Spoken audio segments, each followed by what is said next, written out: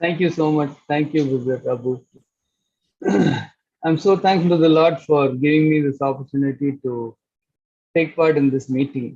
और मैं प्रभु के प्रति सचमुच बहुत धन्यवादी हूँ कि उसने मुझे ये मौका दिया कि मैं इस सभा में जुड़ पाया। I was born and brought up in a CSI family, और मेरा जन्म और मैं बड़ा एक सीएसआई परिवार में हुआ।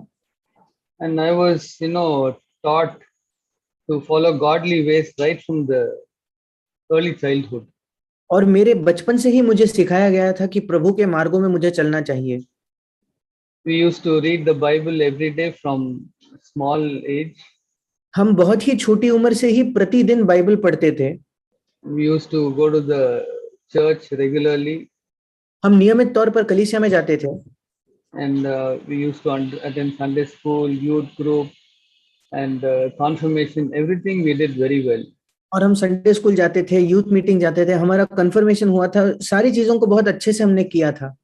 And we were, a little radical और हम थोड़े उग्र से लोग थे because we would not study on Sundays. क्योंकि हम इतवार के दिन पढ़ाई भी नहीं करते थे। Even I remember in IIT also on Sunday I will not study, but after 12 o'clock in the midnight I will study. और मुझे याद है आईआईटी में भी मैं संडे के दिन पढ़ाई नहीं करता था, रात में 12 बजे के बाद मैं पढ़ाई करता था। And we won't go for movies on Sundays. और संडे के दिन हम मूवीज नहीं देखते थे। But I was sort of addicted for this Tamil film songs. पर ये जो तमिल की फिल्म की गीत है उसके प्रति मुझे बहुत ही लगाव था, मैं उसका आदी था। But even there, when some non-Christian deities, their name would come, we would switch off the radio. पर वो गीत सुनते वक्त भी अगर कोई गैर मसीही देवता का नाम भी आ जाए तो हम तुरंत रेडियो बंद कर देते थे। So I was thinking I was a very good Christian boy. और मुझे लगता था कि मैं बहुत ही अच्छा एक मसीही लड़का हूँ। And I used to fight with people who say they are born again, or they ask me, brother, you saved? I tell them, no, we are all traditional Christians. और मैं बहुत ही झगड़ा करता था उन लोगों से, अगर वो मुझसे पूछते थे कि भाई क्या आपका नया जन्म हुआ है, क्या आपने उद्धार पाया है, तो मैं कहता था नहीं नहीं, हम परंपरावादी मसीही है। But after I took up a job, I was facing temptations there to tell lies and cheat. पर जब मेरी नौकरी लग गई तो वहां मैंने ऐसे प्रलोभनों का सामना किया कि मैं लोगों को धोखा दूं और गलत तरीके से मैं कुछ पाऊं। So that is the time when I felt that I was not being a true Christian. और उस समय मुझे ये महसूस हुआ कि अब मैं एक सच्चा मसीही नहीं रहा हूं यहाँ। And then the Lord in His mercy told me that I must be born again. और प्रभु ने अपनी दया में मुझे ये बताया कि मेरा नया जन्म पाना आवश्यक है। So in one of the convention meetings in Hyderabad, I just attended, and the Lord convicted that I should be born again, and I was born again and I yielded my life to the Lord. और हैदराबाद में ऐसे ही एक सभा में मैं गया था, वहां प्रभु ने मुझे ये मेरे हृदय में महसूस करवाया कि मैंने नया जन्म पाना चाहिए, और मैंने नया जन्म पाया और अपना जीवन मैंने प्रभु को समर्पित कर दिया। And I took baptism. और मैंने बपतिस्मा भी लिया। No, after that there was a real hunger and thirst in me for the word of God. और उसके बाद परमेश्वर के वचन के लिए मेरे हृदय में एक भूख और प्यास आ गई। I used to take the Bible to my work. मैं अपना बाइबल अपने काम पर भी लेके जाता था। And I would read in the bus stand, read in the bus, and if I'm waiting for some customer appointment, I will read it even at that time. और मैं बस स्टैंड में पढ़ता था, बस में पढ़ता था, किसी कस्टमर को आने में समय है तो उस समय में भी मैं अपना बाइबल पढ़ता था। After 1 month, I realized that I was not listening to any of those Tamil cinema songs. और एक महीने बाद मुझे एहसास हुआ कि मैं उनमें से कोई भी तमिल के जो सिनेमा के गीत थे उन्हें सुन नहीं रहा था। The Lord, filled me with His word and got rid of this evil thing. और प्रभु ने मुझे अपने वचन से भर दिया और इस दुष्ट आदत से मुझे छुड़ा दिया। And within a month, I came to hear about Brother Zach. और लगभग एक महीने में मैंने भाई जैक के बारे में सुना। About how Jesus Christ was tempted like us and He overcame sin. कैसे यीशु मसीह हमारे ही तरह परखा गया और उन्होंने पाप पर विजय पाया। I was gripped by that message that Jesus Christ suffered, tempted like me, and He can help me in my temptations.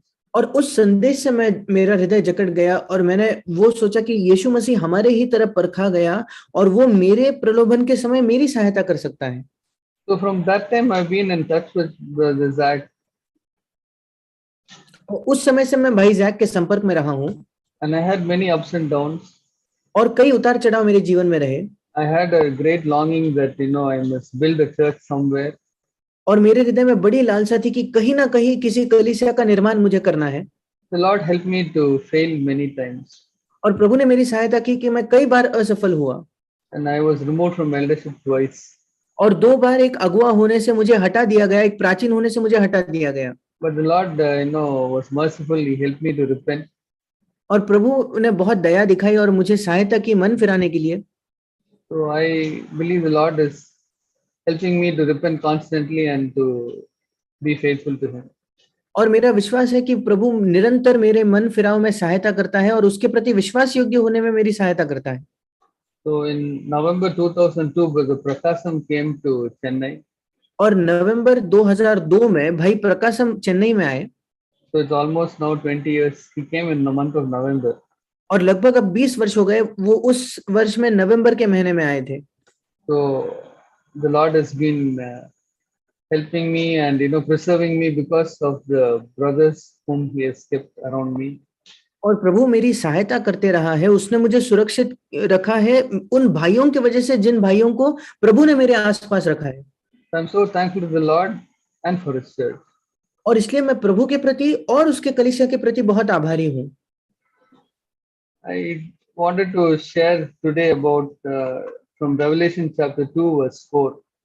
और आज मैं प्रकाशित वाक्य उसका 2 अध्याय और 4 वचन से कुछ बांटना चाहता हूँ। Revelation chapter 2 verse 4, it says, "But I have this against you, that you have left your first love. Therefore remember from where you have fallen, and repent, and do the deeds you did at first, or else I am coming to you and will remove your lampstand out of its place, unless you repent."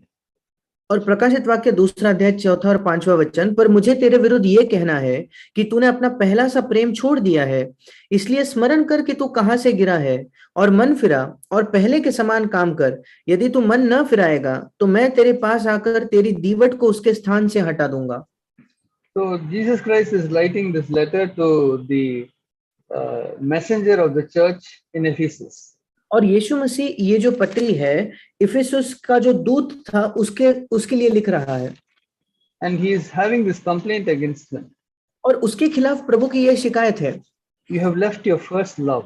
कि तूने अपना पहला सा प्रेम छोड़ दिया है। So now he's telling him, you remember from where you have fallen, and repent and do the deeds you did at first. और अब प्रभु उससे कहता है, इसलिए स्मरण कर कि तू कहां से गिरा है और मन फिरा और पहले के समान वो काम कर। Or else I'm coming to you and will remove your lampstand out of its place unless you repent. यदि तू मन न फिराएगा तो मैं तेरे पास आकर तेरी दीवट को उसके स्थान से हटा दूंगा। So when you read this verse, it's not very clear what the Lord means by saying that you left your first love, or what he means by saying do the deeds you did at first. और जब हम इस वचन को पढ़ते हैं तो ये बहुत साफ नहीं होता कि प्रभु का क्या अर्थ है जब वो कहता है कि तूने अपना पहला सा प्रेम छोड़ दिया है, और ये भी स्पष्ट नहीं होता कि इसका क्या मतलब है कि तू पहले के समान काम कर। So, but it's very serious because he says, if you don't repent, I'll come to you and I'll come to you, I'll remove your lampstand out of its place. पर ये बात बहुत गंभीर है क्योंकि प्रभु कहता है कि मैं जल्द ही तेरे पास आकर तेरे दीवट को उस स्थान से हटा दूंगा। So if this elder does not repent, then the Lord would go outside the church. He will not be inside the church. और अगर ये प्राचीन मन न फिराता तो प्रभु कलीसिया छोड़कर बाहर चले जाता, वो कलीसिया के अंदर नहीं होता। So I was thinking what is meant by this first love. और मैं सोच रहा था कि ये जो पहला प्रेम है इसका क्या मतलब है।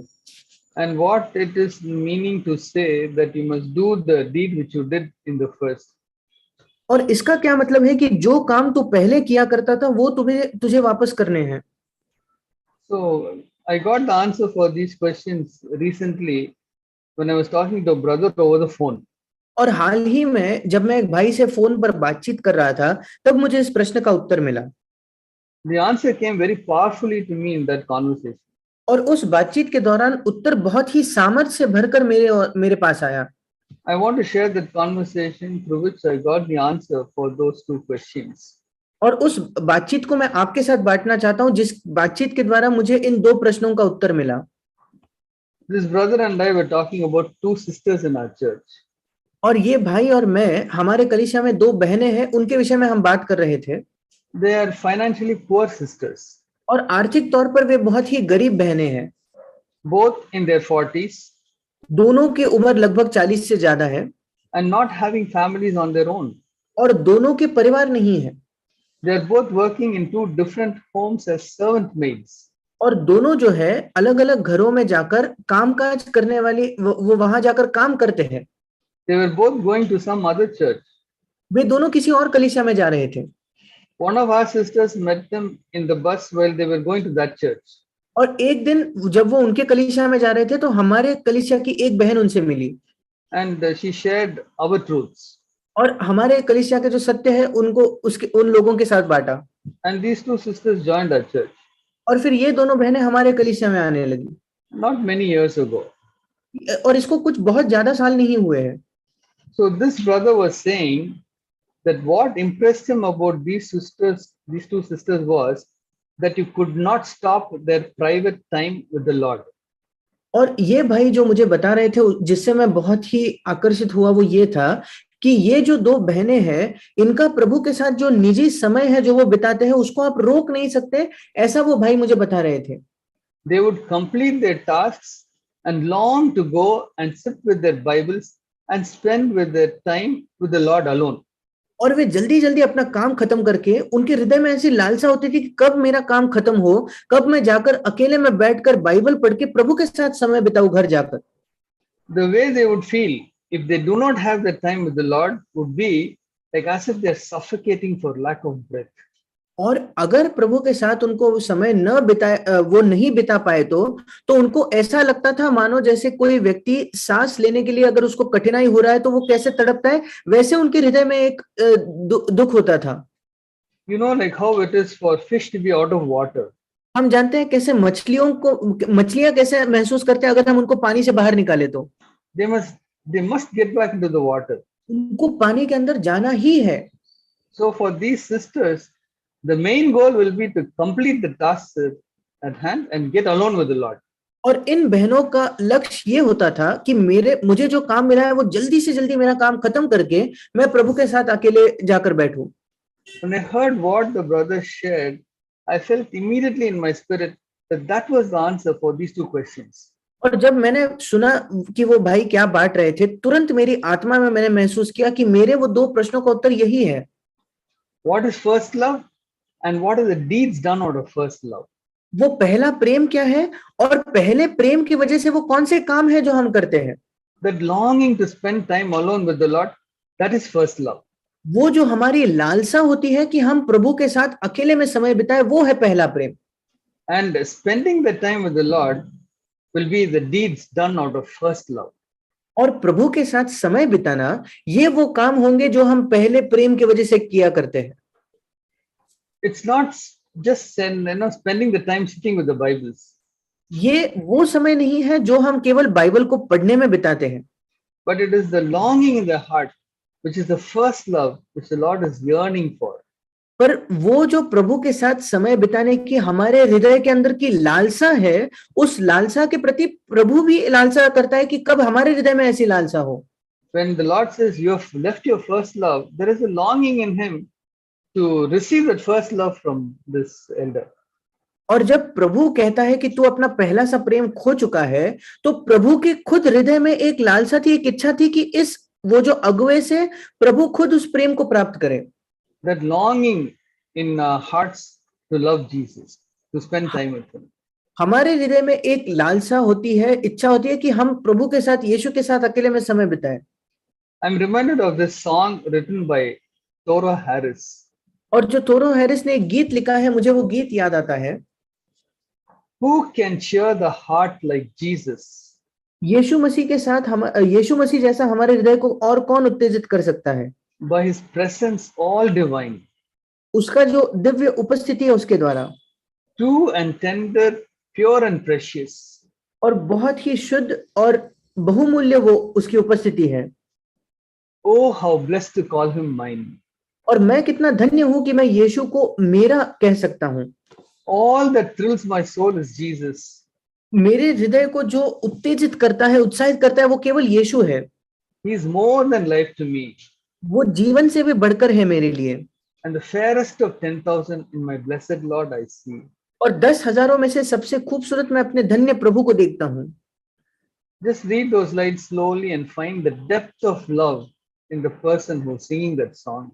और अगर हम उस गीतों के पंक्ति को बड़े धीरे से पढ़े तो हम देखेंगे कि क्या ही गहराई थी उस प्रेम की, उस व्यक्ति की जिसने ये शब्द लिखे। First love is that my heart must get cheered by Jesus. पहला प्रेम ये होता है कि मेरा हृदय जो है वो यीशु के वजह से आनंदित होता है। Nothing else should cheer my heart as much as Jesus cheers it. यीशु के वजह से जो मेरे हृदय में खुशी होती है, दूसरी ऐसी कोई बात नहीं होनी चाहिए जिसके वजह से मेरे हृदय में वैसी ही खुशी हो। And Jesus cheers my heart by his divine presence. और यीशु मसीह अपने दिव्य उपस्थिति के द्वारा मेरे हृदय को खुश करता है। His divine presence is true, tender, pure and precious. और उसकी जो उपस्थिति है वो शुद्ध है, बहुमूल्य है, बहुत ही कोमल है और मेरे लिए वो शुद्ध है। Oh, how blessed am I to call Jesus as mine. और मैं कितना धन्य हूं कि मैं यीशु को अपना या मेरा कह सकता हूं। That Jesus belongs to me. कि यीशु मेरा है। It's like how, one wife will confidently and lovingly tell that her husband belongs to her. ये बिल्कुल वैसा है कैसे एक पत्नी बिल्कुल हियाव के साथ और बड़े प्रेम के साथ कह सकती है कि उसका पति उसका है। At this point, I want to make a small deviation. और इस समय मैं थोड़ा सा अलग विषय में बोलना चाहता हूं। I want to refer to Galatians 5:24. मैं गलातियों की पत्री 5:24 की ओर जाना चाहता हूं। It says that those who belong to Christ have crucified their flesh with all its passions and desires. और वहां लिखा है, और जो मसीह यीशु के हैं उन्होंने शरीर को उसकी लालसाओं और अभिलाषाओं समेत क्रूस पर चढ़ा दिया है। So here it is talking about people who belong to Christ. और यहाँ उन लोगों के बारे में लिखा है जो मसीह यीशु के हैं। Yeah, Jesus is mine and I belong to Jesus. मैं यीशु मेरा है और मैं यीशु का हूँ। And I belong to Jesus if I crucify my flesh with all its passions and desires. और मैं यीशु का हूँ अगर मैं अपने शरीर की सारी लालसाओं और अभिलाषाओं समेत अपने शरीर को क्रूस पर चढ़ाऊं तो। I just want to make this about belonging to Christ. मैं बस इस विषय में बात कर रहा हूँ कि मसीह का होना मतलब क्या। But to come back to the song written by Toro Harris. पर अगर हम फिर एक बार उस गीत के पास आए जो थोरो हैरिस ने लिखा है, He writes that all that thrills my soul is Jesus. और वो कहता है मेरे प्राण को जो रोमांचित करे, उत्साहित करे, वो सब कुछ केवल यीशु है। Just like who can cheer my heart like Jesus? जैसे वो शुरुआत में कहता है मेरे हृदय को यीशु जैसा और कौन खुश कर सकता है। We can say that anything that thrills my soul is also Jesus. और हम कह सकते हैं कि मेरे प्राण को उत्साहित करने वाला, रोमांचित लाने वाला केवल यीशु ही है। And he is more than life to me and the fairest of 10,000 in my blessed Lord I see. और वो मेरे लिए जीवन से भी बढ़कर है और सबसे ज्यादा सुंदर मेरे लिए मेरा प्रभु है। I believe this is the one expression of longing for the Lord. और मेरा विश्वास है कि प्रभु के प्रति लालसा प्रकट करने वाला ये एक इजहार है, ये एक अभिव्यक्ति है। Of my desire to be, in his presence and spend time with him. कि मेरी इच्छा है कि मैं उसके उपस्थिति में रहूं और उसके साथ समय बिताऊं। When I hear a song like that, it immediately brings the picture of Mary, the sister of Martha and Lazarus. और जब मैं ऐसा गीत सुनता हूं तो तुरंत मेरे मन में मरियम का चित्र आता है जो मार्था और लाजर की बहन थी। She was sitting at the feet of Jesus and listening to him. वो यीशु मसीह के चरणों में बैठकर यीशु को सुन रही थी। She was totally unaware of anything that was going on around her. उसके आसपास जो कुछ हो रहा था उसके प्रति वो बिल्कुल भी उसका ध्यान नहीं था। She was just captivated by the presence of the Lord. वो केवल प्रभु के उपस्थिति में ही पूरे तरीके से खो गई थी। She was not, disturbed by all the guests around her, or all the preparation going on for the food. और उसके आसपास कितने मेहमान थे, खाने के लिए जो तैयारी हो रही थी, उन सब से वो बिल्कुल अनजान थी। She was just captivated by the presence of the Lord, listening to him. वो केवल प्रभु के उपस्थिति में ही खो गई थी और उसको सुन रही थी। I heard of Susanna Wesley, the mother of John Wesley and Charles Wesley. और मैंने सुसाना वेस्ली के बारे में सुना है, जो जॉन वेस्ली और चार्ल्स वेस्ली की माँ थी, That she would take the apron she was wearing and cover her face and head with that. और वो जो एप्रन पहनती थी उसी से अपने सिर को और अपने मुंह को ढक लेती थी, And she would be alone with the Lord. और वो प्रभु के साथ अकेले समय बिताती थी। That is how she valued the presence of the Lord, being alone with him. और ऐसे उसने प्रभु के उपस्थिति को बहुमूल्य जाना, प्रभु के साथ अकेला होना बहुमूल्य जाना। I was also remembering reading about Sadhu Sundar Singh. और मैं साधु सुंदर सिंह के बारे में जो पढ़ा था, मुझे वो भी याद आया। So he would go into a room, close the room, and spend time alone with the Lord. वो एक कमरे में जाता था, कमरा बंद करके प्रभु के साथ अकेले में समय बिताता था। One day a person accidentally saw, opened the door and saw Sadhu Sundar Singh worshipping God. और एक बार एक व्यक्ति ने गलती से दरवाजा खोल के देखा कि साधु सुंदर सिंह जो है वो प्रभु की आराधना कर रहा था। He was in tremendous joy और वो बहुत आनंद में था and completely unaware of that person who opened the door. और वो बिल्कुल अनजान थे इस बात से कि किसी ने दरवाजा खोल दिया है। I was thinking about this verse the Lord told in Matthew 6:6. और मुझे ये वचन याद आया जो प्रभु ने मत्ती 6:6 में कहा है, But you, when you pray, go into your inner room, close your door, and pray to your Father who is in secret, and your Father who sees what is done in secret will reward you. परंतु जब तू प्रार्थना करे तो अपनी कोठरी में जा और द्वार बंद करके अपने पिता से जो गुप्त में है प्रार्थना कर, तब तेरा पिता जो गुप्त में देखता है तुझे प्रतिफल देगा। One thing I realized is that it is not so very important that you should go into a room and close the door and pray to the Father who is in secret.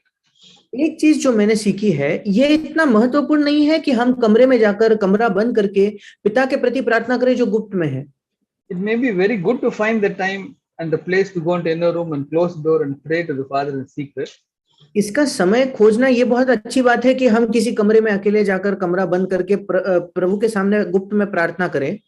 But what if you do not find the time or the place for that type of private prayer? पर तब क्या कि अगर हमारे पास समय ना हो तो, और अगर हमारे पास ऐसी जगह ही ना हो कि हम जाकर निजी तौर पर प्रार्थना कर सके तो। The Lord will help you to get into the inner room of your heart, close the door and pray to the Father in secret. फिर प्रभु आपकी सहायता करेगा कि आपके हृदय के अंदर कोठरी में आप जाकर उसे बंद करके पिता के सामने प्रार्थना करो जो गुप्त में है। So even if you are in a crowded hall or train or bus, you can be alone with the Lord. इसीलिए अगर आप एक बहुत ही भीड़ की जगह में हो या बस में हो या ट्रेन में हो, वहां भी आप प्रभु के साथ अकेले हो सकते हो। This is what I shared, about in my testimony. और यही मैं अपने गवाही में बांट रहा था। Even a few years ago, when I was going to the office, some vehicle will take me and bring me back. Even at that time, I was reading the Bible in the vehicle. और कुछ वर्षों पहले भी जब मैं office जाने के लिए एक गाड़ी आती थी और मैं उस गाड़ी में जाता था आता था, तो उस समय में भी जो समय मुझे मिलता था उसमें मैं बाइबल पढ़ता था। The important thing is to be praying to the Father who is in secret. मुख्य बात यह है कि पिता जो गुप्त में है उससे प्रार्थना करना। And the Father who sees what is done in the secret place. और पिता वो देखे जो गुप्त में किया गया है। That is, the Father sees what is there in our secret place. इसका मतलब पिता वो देखता है कि हमारे गुप्त के हृदय में क्या है, Or the hidden area.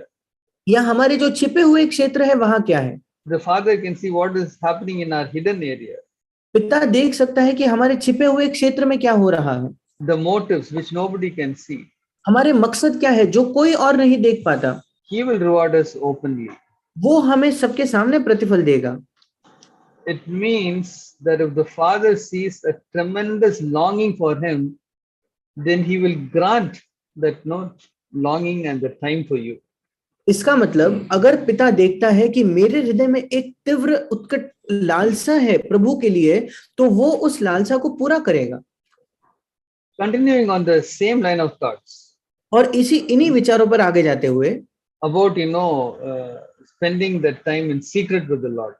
और प्रभु के साथ गुप्त में समय बिताने के बारे में, I want to read Matthew chapter 6, verse 3. मैं मत्ती रचित सुसमाचार 6 अध्याय उसका 3 वचन पढ़ना चाहता हूँ।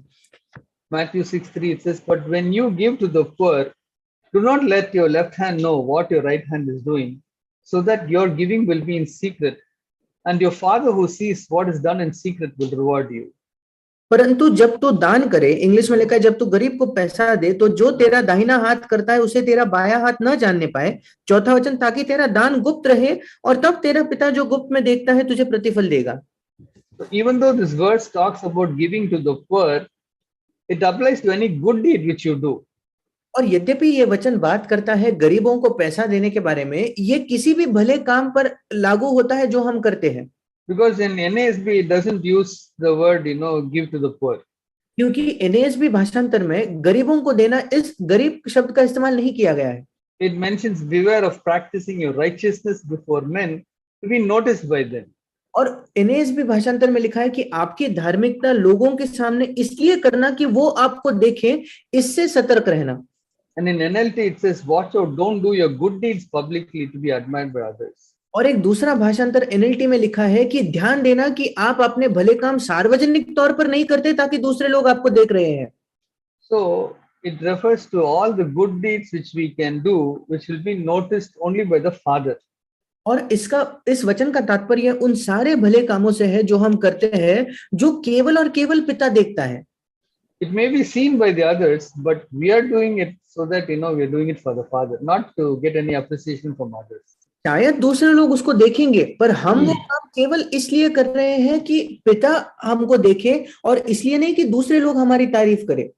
So we see here Mary, the sister of Martha and Lazarus, anointing the feet of Jesus.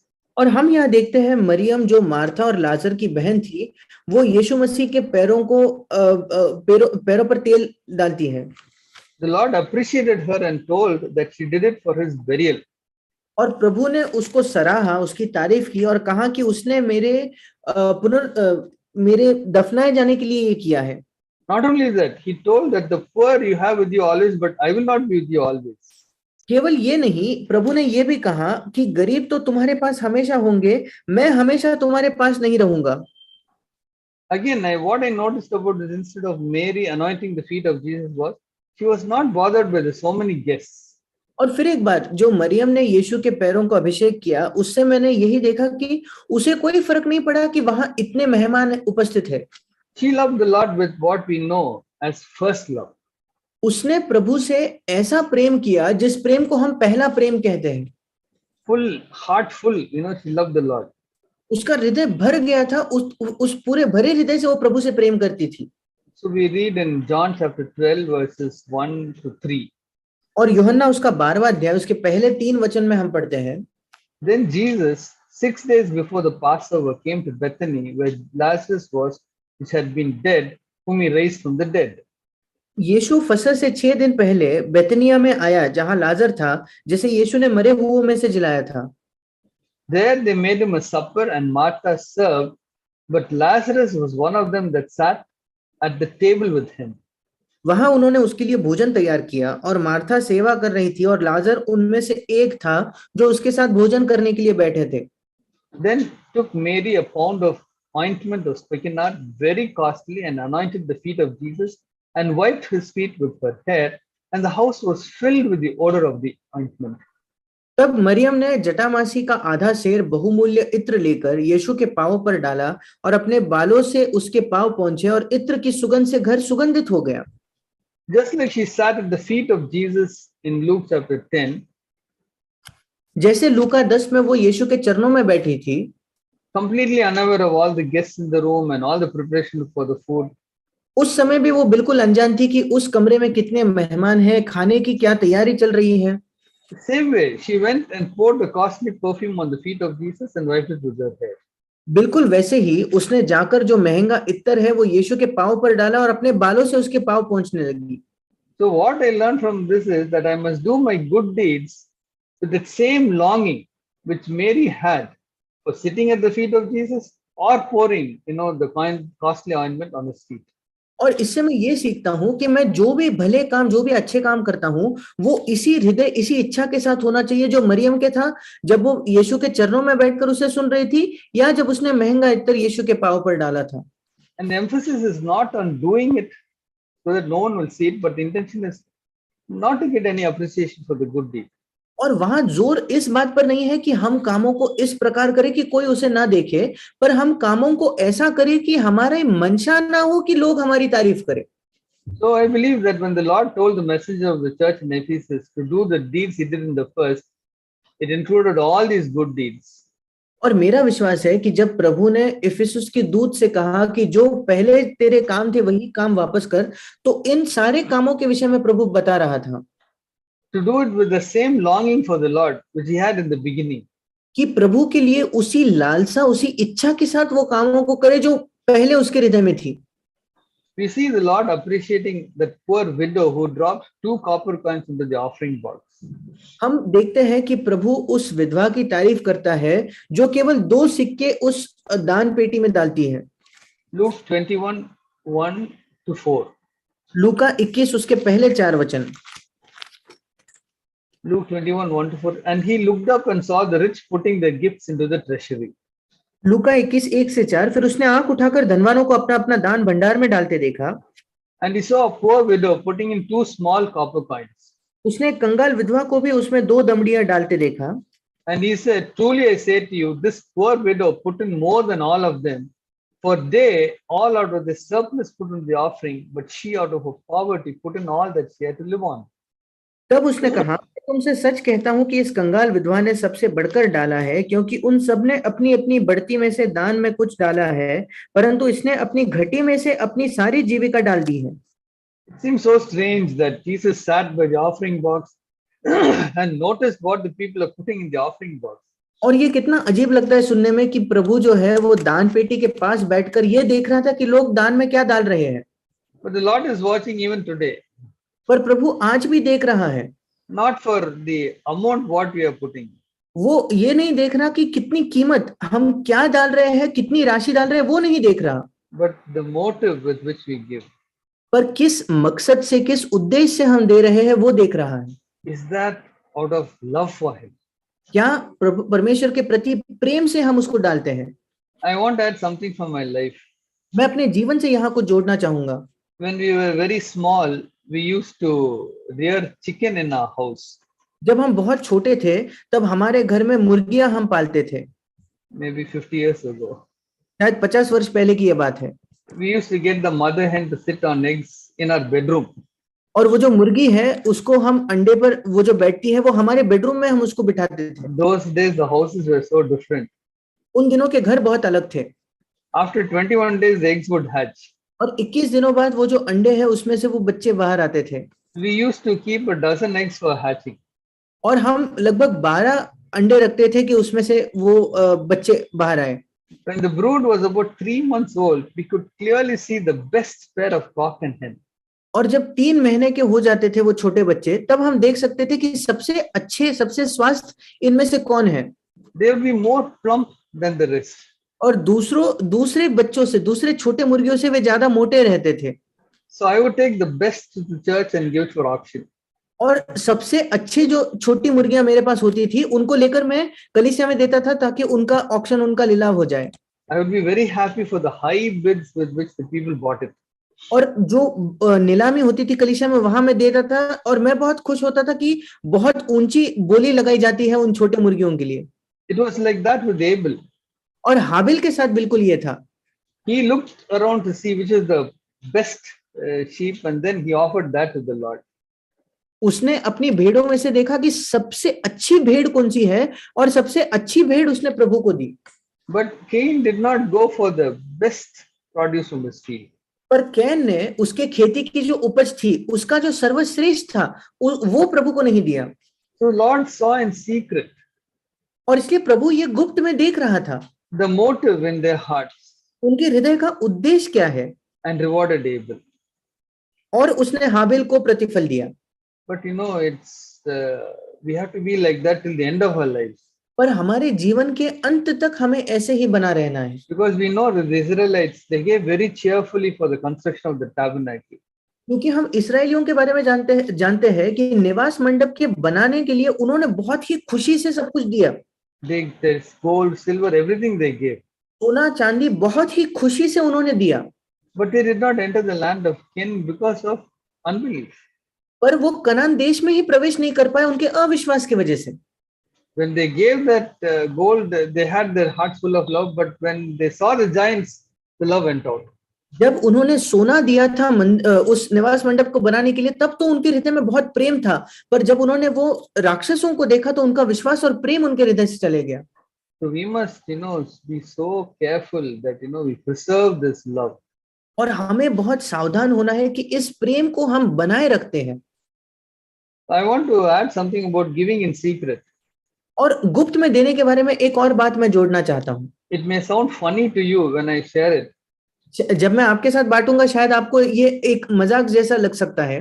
In the initial days, we did not want to receive checks in the offerings. और शुरुआती दिनों में अगर ऑफरिंग दान में कोई check डाले, bank का चेक डाले, तो हमको वो लेना भी पसंद नहीं था। Because then we'll know who's giving the money. क्योंकि फिर हम जान जाएंगे कि कौन चेक लेके आ रहा है। Then the Lord convicted us of our living by the letter. फिर प्रभु ने हमें ये एहसास दिलाया कि हम बहुत ही उस वचन के अक्षर के अनुसार जी रहे हैं। So finally, I want to speak about fasting. और अंत में मैं उपवास करने के बारे में बांटना चाहता हूँ। Because that is also one activity which the Lord said should be done before the Father in secret. क्योंकि वो भी एक ऐसा काम है जो प्रभु ने कहा कि हमें गुप्त में पिता के सामने करना है। We read in Matthew chapter 6 verse 17 and 18 like this. मत्ती 6 उसके 17 और 18 में हम ये पढ़ते हैं। But you, when you fast, anoint your head and wash your face, so that your fasting will not be noticed by men, but by your Father who is in secret, and your Father who sees what is done in secret will reward you. परंतु जब तू उपवास करे तो अपने सिर पर तेल मल और मुंह धो, ताकि लोग नहीं परंतु तेरा पिता जो गुप्त में है तुझे उपवासी जाने। इस दशा में तेरा पिता जो गुप्त में देखता है तुझे प्रतिफल देगा। We can notice here that the Lord says, when you fast and not if you fast. और यहाँ हम देख सकते हैं कि प्रभु ये नहीं कहता कि अगर तू उपवास करे तो, प्रभु कहता है जब तू उपवास करे। So it means, we should fast. इसका मतलब हमें उपवास करना चाहिए। I won't say that we must fast. मैं ये नहीं कहूंगा कि हमें उपवास करना ही चाहिए, Because the Lord never forces anyone to do anything. क्योंकि प्रभु कभी किसी पर जोर जबरदस्ती नहीं करता कि कोई व्यक्ति ये करे या वो करे। So the Lord is saying, when you fast, how you should fast. प्रभु कह रहा है अगर जब तुम उपवास करो तब तुम्हें कैसा उपवास करना चाहिए। We must do it in secret. हमें उस उपवास को गुप्त में करना चाहिए। We must hide it as much as possible. जितना संभव है उतना हमें लोगों से उसे छुपाना चाहिए। I know there are people, among Christians and other religions also, when they are fasting, we know that they are fasting. और मैं जानता हूं कि मसीह लोगों में भी ऐसे लोग हैं और बाकी धर्मों में भी ऐसे लोग हैं कि अगर वे उपवास करते हैं तो हम सब लोग जानेंगे कि वो उपवास कर रहे हैं। I know of a non-Christian who fasts. और मैं एक विधर्मी को जानता हूं जब वो उपवास करता है तब You know that he's fasting by the menu he orders from Swiggy. आप तुरंत समझ जाओगे कि उसका उपवास चालू है, क्योंकि वो स्विगी पे से क्या मंगाते हैं उससे ही आप समझ जाओगे। They have, menu especially for people who are fasting. उनके पास विशेषकर अलग खाना होता है उन लोगों के लिए जो उपवास कर रहे हैं। We should not be fasting to get noticed by men or to get their appreciation. और हमें इसलिए उपवास नहीं करना है ताकि लोग हमें देखें और हमारी तारीफ करें। But invariably the people in the house will know that we are fasting. पर अगर हम उपवास कर रहे हैं तो हमारे घर में हमारे परिवार के लोग तो जान ही जाएंगे कि हम उपवास कर रहे हैं। So there is no excuse not to fast. इसलिए ये कोई बहाना नहीं है कि हम उपवास न करें। We fast so that we humble ourselves before the Lord. हम इसलिए उपवास करते हैं कि हम प्रभु के सामने अपने आप को नम्र कर सके। As far as possible, we keep it a secret. जहां तक संभव है हम उस बात को गुप्त रखते हैं। And even if a few come to know, we make sure we are not doing it to seek their appreciation. और अगर कुछ लोग जान भी जाते हैं तो हम ये सुनिश्चित करते हैं कि उनकी तारीफ प्राप्त करने के लिए हम उपवास नहीं कर रहे। We must fast because we have a longing to please the Lord. हमें उपवास इसलिए करना चाहिए क्योंकि हमारे अंदर एक लालसा, एक इच्छा है कि हम प्रभु को प्रसन्न करें and show that we are humbling ourselves before Him. और हम लोगों को ये दिखाए, हम प्रभु को ये दिखाए कि हम प्रभु के सामने अपने आप को नम्र कर रहे हैं। The best example we can see is of Daniel. सबसे अच्छा उदाहरण हम दानियल का देखते हैं। Even at the age of 80 and 90 was fasting. 80 और 90 की उम्र में भी दानियल उपवास कर रहा था। He had that first love for the Lord. प्रभु के प्रति वो पहला प्रेम उसका अभी था And he fasted because of first love.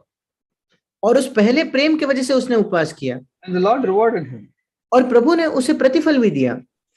In spite of Daniel writing how he fasted, even though everybody knew, but still the Lord knew he was doing it only for him and he rewarded him.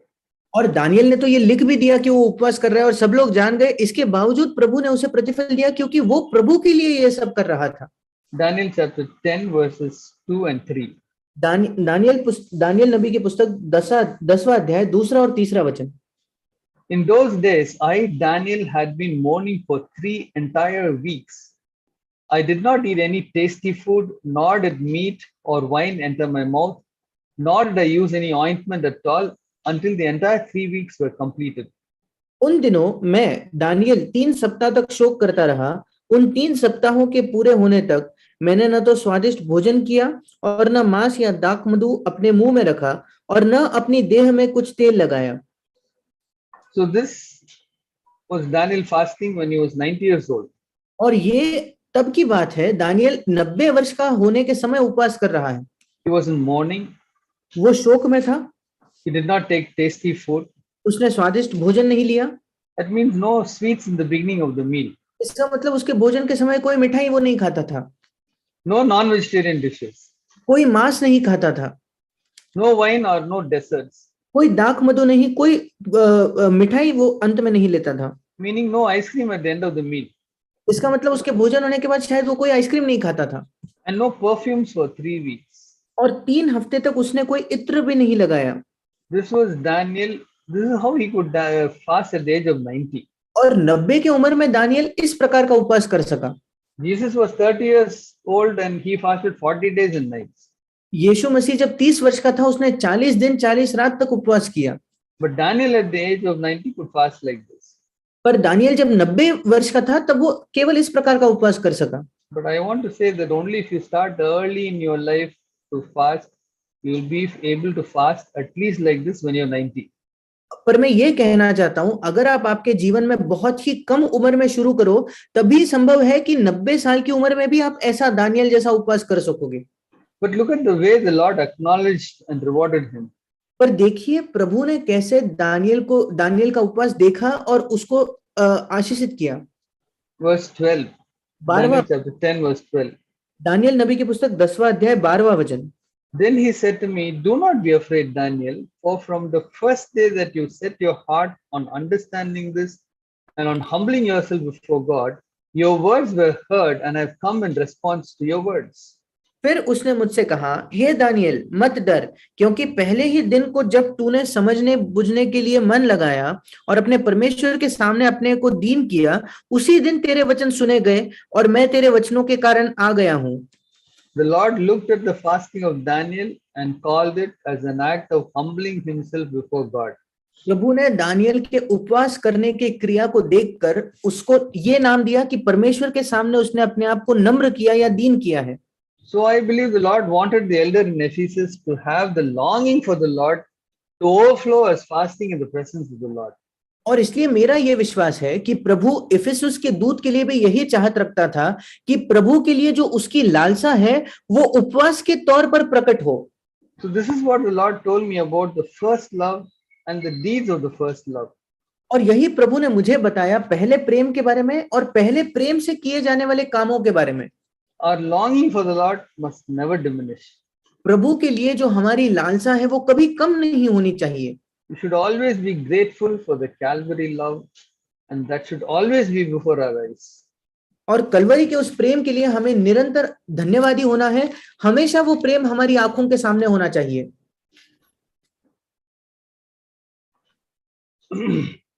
Then we can be fervently loving him and spend time with him. फिर हम बहुत ही उत्साह से उससे प्रेम करते हैं और उसके साथ समय बिता सकते हैं।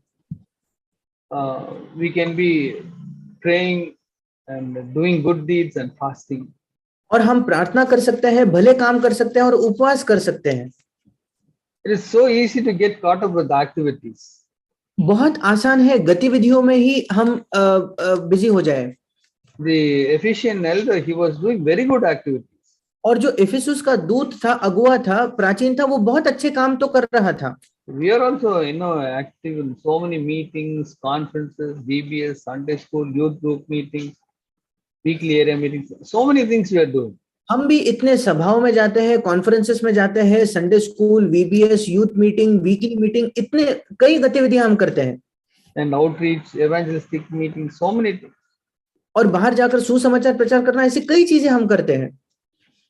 But we can lose the first love पर ये सब करते समय हम पहला प्रेम खो सकते हैं and not do the deeds which we were doing in the beginning. और हम वो काम नहीं करते जो हम पहले किया करते थे। I believe, no, that if we are persevering in our first love, मेरा ये विश्वास है, अगर हम अपने पहले प्रेम में ही बने रहते हैं तो then the Lord will allow us to face opposition. फिर प्रभु ये अनुमति देगा कि हम विरोध का भी सामना करें। Like the two churches in Smyrna and Philadelphia. जैसे स्मुरना और फिलाडेल्फिया की जो कलीसिया, दो कलीसियाएं थी, उनके जैसे The Lord had no complaints against these two churches. ये दो जो कलीसियां थी, उनके बारे में प्रभु को कोई शिकायत नहीं थी। And both of them, faced opposition. और इन दोनों कलीसियाओं ने तो विरोध का सामना किया। We read about Smyrna, हम स्मुरना की कलीसिया के बारे में पढ़ते हैं, Revelation 2:9. प्रकाशित वाक्य 2 अध्याय 9वां वचन। I know your tribulation and your poverty, but you are rich. And the blasphemy by those who say they are Jews and are not, but are a synagogue of Satan. मैं तेरे क्लेश और दरिद्रता को जानता हूं, परंतु तू धनी है, और जो लोग अपने आप को यहूदी कहते हैं और है नहीं, पर शैतान की सभा है, उनकी निंदा को भी मैं जानता हूं। So these people were facing this blasphemy by those who say they are Jews or not, but they're actually synagogue of Satan. और ये लोग निंदा का सामना कर रहे थे उन लोगों से जो अपने आप को यहूदी कहलाते थे, पर वो शैतान के लोग थे। And about Philadelphia, और फिलडेल्फिया की कलीसिया के बारे में Revelation chapter 3, प्रकाशित वाक्य 3 अध्याय verse 9. 9वां वचन। Behold, I will cause those of the synagogue of Satan who say that they are Jews and are not, but lie. I will make them come and bow down at your feet and make them know that I have loved you. देख, मैं शैतान के उन सभा वालों को तेरे वश में कर दूंगा, जो यहूदी बन बैठे हैं पर है नहीं, वरन झूठ बोलते हैं। देख, मैं ऐसा करूंगा कि वे आकर तेरे पैरों पर गिरेंगे और ये जान लेंगे कि मैंने तुझसे प्रेम रखा है। So here also they had the synagogue of Satan, and the Lord says, I will exalt you before them. और यहाँ भी शैतान के वो सभा वाले थे और प्रभु कहता है, इन सबके सामने मैं तुझे ऊंचा करूंगा। The Lord, encouraged the Smyrna elder to be faithful unto death. और प्रभु ने जो स्मुरना में जो प्राचीन था, उसको प्रोत्साहित किया था कि मृत्यु तक विश्वास योग्य बना रहे। And he told the elder in Philadelphia to hold fast to his crown. और फिलडेल्फिया की कलीसिया के जो प्राचीन था, उसको प्रभु ने कहा, तेरे पास जो कुछ है उसे थामे रहे। I believe, all the people there had so many activities. मेरा विश्वास है कि वहां के कलीसिया के लोगों के पास कई अलग अलग गतिविधियां वो कर रहे थे, but they had that first love and they were doing the deeds of the first love. पर उनके पास पहला प्रेम था और पहले प्रेम की वजह से वो जो काम करते वो काम कर रहे थे। May the Lord help us to repent and love him with the first love. प्रभु हमारी सहायता करे कि हम मन फिराए और उसको पहले प्रेम से प्रेम कर पाए, and spend with him time doing the deeds of first love. और प्रभु के साथ समय बिताए और वो काम करें जो हम पहले प्रेम की वजह से करते हैं। I want to, tell about this message which Zach shared in January 2020. और जनवरी 2020 में एक संदेश था जो भाई जैक ने बांटा, उसके बारे में बताना चाहता हूँ। It was just before the COVID, and was a conference in Tuticorin. और कोविड के समय के पहले की ये बात है, ट्यूटिकोरिन में उस समय एक कॉन्फ्रेंस हो रही थी। And he shared 5 messages. और वहां 5 संदेश उन्होंने बांटे। I have listened to those messages more than twice. और मैंने 2 बार से भी ज्यादा वो संदेश सुने हैं। And the first message is talking about, being in the presence of the Lord. और पहला संदेश है प्रभु के उपस्थिति में होने के बारे में। And he was saying that, if you're praying publicly, और वहां भाईजान कह रहे थे कि अगर सार्वजनिक तौर पर आप प्रार्थना कर रहे हो, if you're aware of the people around you, then you're not in God's presence. अगर आपको ये महसूस होता है कि आप आसपास के लोगों के आप लोगों के बीच हो, फिर आप परमेश्वर की उपस्थिति में नहीं हो। So if we really repent and ask the Lord, then, he'll make us unaware of the people around us and he will help us to be in his presence. अगर हम सचमुच मन फिराए और प्रभु से मांगे, तो प्रभु ये काम करेगा कि हम लोगों के प्रति अनजान होकर हम केवल उसकी उपस्थिति में हो। And we can lose his presence because of some sin. और किसी पाप की वजह से हम उसकी उपस्थिति को खो सकते हैं। And we'll lose, the sin because of some pride. और वो पाप इस वजह से हम करेंगे किसी घमंड की वजह से। We don't have to ask the Lord, why did I commit this sin? The Lord will say, definitely it's your pride. हमें प्रभु से पूछने की भी जरूरत नहीं कि हमने वो पाप क्यों किया, क्योंकि प्रभु जरूर उत्तर यही देगा, घमंड की वजह से। And the Lord will not tell you where you became proud unless you really, are seeking for him, going after him, and asking him to tell again and again, Lord, where did I become proud? और प्रभु आपको कभी नहीं बताएगा कि आप कहाँ घमंडी हो गए थे, जब तक कि आप बहुत एक हृदय के साथ प्रभु की खोज नहीं करते, उसके पास बार बार जाकर नहीं पूछते कि प्रभु मैं कहाँ घमंडी हो गया। The Lord can see that you're so serious to find out where you became proud. अगर प्रभु देखता है कि आप इतने गंभीर हो ये जानने के लिए कि आप कहाँ घमंडी हो गए, then the Lord will reveal to you where you became proud. फिर प्रभु आप पर प्रकट करेगा कि आप कहाँ घमंडी हुए। Then it's easy to repent. फिर मन फिराना आसान है। Yeah. So I believe the Lord, is so jealously, guarding us. और मेरा विश्वास है कि प्रभु बहुत ही ईर्ष्या रखकर हमें सुरक्षित रखता है। And that first love and deeds of the first love are so important. और वो पहला प्रेम और पहले प्रेम से की वजह से जो काम करते हैं वो बहुत महत्वपूर्ण है। May the Lord help us to be in his presence all the time. परमेश्वर हमारी सहायता करे कि हम निरंतर उसकी उपस्थिति में बने रहें। And to love him with that first love. और उस पहले प्रेम से उस पे प्रेम करें। And do the deeds which we did at the beginning and continue to do.